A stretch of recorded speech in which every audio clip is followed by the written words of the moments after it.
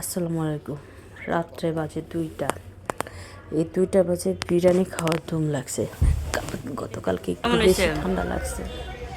দেখেন আমার অনেক মজা। হাজবেন্ড রাত্রেবেলা কয়টা? কি বলে, 2টার সময় মজা হয়েছে। বিরিয়ানি এবং আমার বেবিটাও বলতেছে অনেক মজা হয়েছে বিরিয়ানি, অনেকই অনেক মজা। মজা, সে অনেক পছন্দ করছে। মজা হয়েছে। এবং পছন্দ করার পর সে আমার আমরা হাতে থ্যাংক ইউ দাও। কিস করতেছে, যে আমাকে চুমা দিল, পরে দাঁড়া আমার দাঁড়া, হাতেও চুমা কিস দিতেছো? করতেছে যে না, আমার এখানে অনেক চুমা মজা দাও। হয়েছে আম্মু, অনেক মজা হয়েছে। Thank you.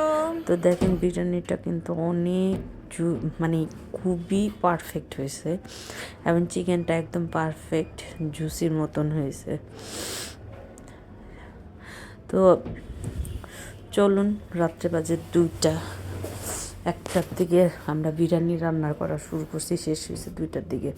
তো আমার হাজব্যান্ড ভিডিও দেখে বলতেছিল, মানে মোবাইল দেখছে বিরিয়ানি খাবে, সে বাইরে যেতে বলছে। পরে আমি বলছি না, এখন যাবো না, যাইতেও দিব না। তখন টাইনা উঠাইছে আমাকে, যে আসো তুমি বিরিয়ানি রান্না করে দাও। তো আমি একটু শুধু পেঁয়াজ কেটে তারপর বেরেস্তা করে দিছি, আর সব কাজ ওরে দিয়েই করাইছি। যাদের জামাই আমার মতন, মানে আমার যেমনি জ্বালায়, যাদের জামাই জ্বালায় তাদেরকে বলতেছি এভাবে করে জামাইরে দিয়েই কাজ করাইবেন। তো আগে ফ্রিজে মাংস ছিল, তো ওই মাংসগুলো এখানে দিয়ে দিচ্ছি পরিষ্কার করে। একটার সাথে আদা রসুন বাটা, বাদাম বাটা, বিরিয়ানির মশলা ছিল সেটাও দিয়ে দিছি, লবণ দিয়েছি। এটা এখন ভালো করে ম্যারিনেট করব, এবং 1 চা চামচ মরিচের গুঁড়ো দিয়ে দিছি। আমার বেবিটা ঝাল বেশি খেতে পারে না, তার জন্য ঝাল কম করে দিছি। আর দেখবেন সে এখন কি বলে, যে আমরা কয়টা বাজে রাত্রে খাইতেছি, এবং সে খুব এনজয় করতেছে। আর আমার 12টা বাজতেছে। দেখি রাত 1টা বাজে গাইস, দেখছেন কি বলে, বিরিয়ানি কাট করে খাচ্ছি। বিরিয়ানি। ছেলে, বাবা, মা। এই যে আমার বড় ছেলে, হাই বলো। এই যে আমার হাজবেন্ড। ওকে। বিরিয়ানি শুধু আমি না, চুলায় বসাই দিব। আমার পোলাপাইন সবগুলাই বসে রয়েছে, মানে বাচ্চার বাপে না, সাথে বাচ্চারাও বসে রয়েছে বিরিয়ানি খাবে। তো এটা চুলার মধ্যে বসায় অল্প একটু পানি, গরম পানি দিয়ে বসায় দিব, এবং পানিটা মুরগির সাথে ভালো করে মিশিয়ে নিছি। তো এখন আমি পোলাও রেডি করার জন্য চলে যাচ্ছি। তো আমার মনে হয় এরকম কম বেশি হাজব্যান্ডরা জ্বালায়, তো তখন এভাবে ঘরের মধ্যে রেডি করতে পারেন, খুবই ইজি, মাত্র 1 ঘন্টাও লাগে নাই, আমাদের খাবার হয়ে গেছে। তো আমি 1 কেজি চাল নিয়েছি, 1 কেজির মধ্যে 1.5 কেজি পানি, মানে 4 পট চাল নিলে 6 পট পানি দিয়েছি। তো আমি এটার মধ্যে বেরেস্তা করা যেই পেঁয়াজগুলো ছিল সেগুলো দিয়ে দিছি, এবং কাঁচামরিচ, তারপরে বাদাম বাটা, এগুলো সব দিয়েই আমি ভালো করে পানির সাথে মিশিয়ে নিছি, সাথে একটু লবণও দিয়ে দিয়েছি।